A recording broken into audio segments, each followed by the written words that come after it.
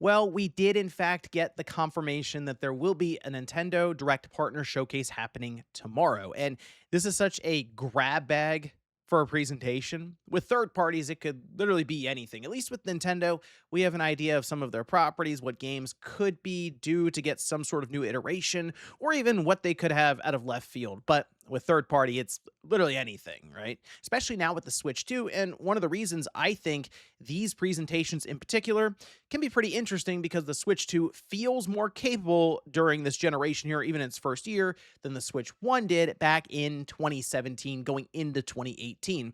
So I'm going to go over some of my thoughts and expectations, some predictions for what we could see during that partner showcase tomorrow. So if you guys enjoyed the video, hit the like button and subscribe if you're new. So first off, let's look. This is the announcement Nintendo made for the new partner showcase live stream that's on the way, happening February 5th, 6 a.m. Pacific, 9 a.m. Eastern Time. And they say roughly 30 minutes of upcoming Switch 2 and Switch 1 games. Very important to note that they are still going to have some Switch 1 games in there. And look, third parties certainly want to take advantage of the large install size that the Switch 1 has accrued.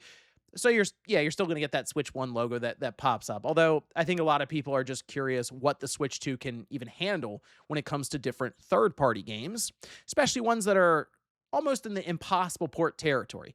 Now, I don't think you're going to see Grand Theft Auto 6 here, but there could be some games that legitimately surprise people because we'll look at how things are running, say, on PC or on the Steam Deck, and then in our mind try to match it up to the Switch 2. So let's go over a few games here that I think could show up. Now, a few obvious choices. Orbitals. Apparently, there was at least a message that was put up a bit early around some of their marketing around this time. So it kind of makes sense. That's the co-op anime sort of look aesthetic game. And then Bloober Team has this horror game that they've also mentioned in previous interviews that they're working with Nintendo on. So that very well could debut here as a big like Switch 2 exclusive game with third parties involved. And the one that a lot of people are calling for, it makes sense, is a Game of the Year winner for like most awards last year. That's Clair Obscur Expedition 33. It being a turn-based RPG seems like it fits in perfectly for the Switch 2. So I would actually be kind of surprised if it didn't get announced for this system. Okay, maybe not necessarily at just this event, but at some point this year because it seems long overdue for the platform. With that, though, let's start talking about some of the third-party companies that could be here because while it's kind of hard to pinpoint individual games that could show up, especially with just brand new announcements, typically you can kind of look at some of the companies that Nintendo has aligned themselves with in the past, such as Capcom, because let's face it, something like Monster Hunter Wilds that's already gotten out there in data mining, it seems like the perfect time for Capcom to make that announcement with the partner showcase. I don't know if this would be a headline, close it out, one more thing kind of announcement, but it would be a really big deal to show up there, especially in Japan, where the Switch 2 is, I mean, just cruising right now in terms of sales. I think it would also give that what has been a game that's in terms of its sales has fallen off quite a bit. That's Capcom themselves saying this. Seems like that would work to jumpstart sales once again and would align perfectly with Capcom's strategy. They're also getting a lot of their big AAA releases onto the Switch 2 day and date with Resident Evil 9 coming up and Pragmata, but with Resident Evil 9, they're also going back and getting older Resident Evil games. So maybe they just do a whole collage of, hey, here's Resident Evil 2, 3, and 4. We're just getting them all on the platform. And then with Pragmata, maybe they just drop a demo. Why not? It's fun going into these events and then coming out the other end with something you can play right then and there. And they've already demoed Pragmata quite a bit with different press events. Seems like maybe they can set that up for just a big release on the platform to see how the game runs just directly in front of you, docked or handheld mode. Let's talk Microsoft for a minute because they certainly they're not quiet about it. They're getting their games everywhere they can, and they have already made announcements for the Switch 2 with things like Indiana Jones and South of Midnight. But there's many other things they can put on here. Call of Duty has been rumored for a bit that it's just about ready to go for the Switch 2. And I've tried to figure out what Call of Duty game they would put on here because Black Ops 7 did struggle. Maybe they look at the Switch 2 as a platform that can kind of jumpstart it a bit, but they need to make, I think, a good first impression on the platform. Maybe they hold that off for the next big release for Call of Duty, and what we see show up is Warzone. I mean, it's a free-to-play live service game that would, I'm sure, garner some audience on the Switch too, if nothing else for curiosity's sake. But when it comes to first person shooters, man, if they show up with Halo, if Master Chief shows up in a Nintendo Direct Partner Showcase, that'd be madness. But it seems like it's on the table since it's going to PlayStation now, which is already madness. Why not slap the Nintendo logo on it too with Halo Combat Evolved? That's the remake of Halo, the first one, that's heading to Xbox, PC, and PlayStation later this year. Why not just round things out there with the Switch 2 as well? Also, there is Sea of Thieves that, I mean, seems it's popular, right? It might not be the game I play all the time, but it certainly has an audience, and, I mean, it was on the original, like, the Xbox One VCR, playing well enough, so I'm sure it would run even better than on the Switch 2. And then, you know what game is really popular on the Switch 1, but still doesn't have that coveted Switch 2 edition, is Minecraft. I mean, if nothing else, that seems obvious to have some sort of Switch 2 edition for Minecraft. I do want to turn my attention to another platform holder, that being Sony, because I know it sounds weird to think that Sony would show up in a Nintendo Direct, but they kind of already have in a way with things like Patapon.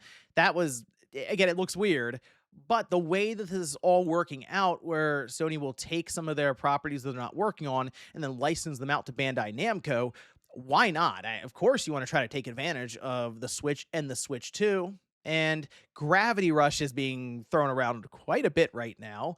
That'd be kind of cool to see that just show up. Just if nothing else, let's put a spotlight on Gravity Rush, a game that's certainly been pushed by the wayside for Sony with a lot of their current ambitions. And you know what?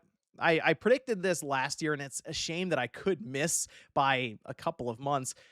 Horizon Zero Dawn, that'd be kind of interesting if it just appeared while we're going through different games in a Nintendo Direct, and Sony's like, hey, we're going to try to reach some of the audience on Nintendo's platform, see if we can get them interested in this franchise, and then maybe they want to go out and buy a PS5 for some of the other ones, or the PS6 if they do indeed decide to continue it into that next generation. Square Enix is coming up a lot because of Final Fantasy VII Remake Integrate on the Switch 2 that ended up being a very good port, but also the director for what's about to be a trilogy has been talking quite a bit about Nintendo and the Switch 2, going as far as to say that Rebirth will be finding its way to the platform, and even the third one. So it seems that third one is just going to be multi-platform, I guess, from the jump. And with Rebirth, I'm curious how that thing's going to look, and this is a great opportunity for them to make that announcement, because it seems that they want it to come out this year in 2026 on the Switch 2 and on the Xbox. I think to get everyone set up and primed for that third game, make sure everyone's caught up or have a way to get caught up. So yeah, why not? Rebirth would be great. I think Kingdom Hearts Collection, you got to go back and redo that. It's a cloud edition right now, and that's kind of gross because the game just doesn't feel great to play with that kind of latency. And look, the game keycard enables these kind of situations where you have a collection that is larger than 64 gigabytes, so it can exist on a cartridge. But yes, with a game keycard or a digital only release, it's set up even if it's 100 gigabytes plus, you know what? We're able to still do it. Here's the Kingdom Hearts collection. We got to go back to basics with what was a PS2 game that's been ported over and over and over again, but it is a collection that people still really get a kick out of. And there is a game that people kind of have maybe forgotten about a little bit with Square Enix. They did the demo, The Adventures of Elliot, The Millennium Tales. We need a release date for that thing eventually. It's supposed to be coming out in 2026. Not a bad spot here for Square Enix. And we have FromSoft, Duskbloods. If they're going to close out a Nintendo Direct Partner Showcase with a game that we've already heard about and we're getting an update on, man, Duskbloods might be the one. Now, the thing that's kind of tripping me up with this situation is Elden Ring is still in development. It's not out yet. And it was, I think, already supposed to have come out, of course, because they delayed it into this year. So I wonder if that's tripping things up even behind the scenes a bit with Duskblood's marketing, because then you have two FromSoft games kind of running alongside of each other. Elden Ring would be cool to get that out here in the next month or two. And sure, that means announcement for release date, and then you're sprinting to that release. But we got to start hearing more about Duskbloods if we are going to see it this year. And that would be a really, really cool closeout. There's a lot of curiosity around the game. Of course, it has FromSoft attached to it and that Souls genre that they've worked to pioneer. So I'm interested to see what this turns out to be, especially with such a focus on the multiplayer element. And for a wild card, I threw in Armored Core 6. why not? I don't know. Just it's one of those things where it'll pop up in a direct and you go, huh, that's kind of cool. Maybe I'll check that out. Armored Core just kind of fits the bill for that weird wild card release. I also have level 5 down because of Deca Police, and that's a game that's been delayed over and over and over again. And it's supposed to be coming out this year.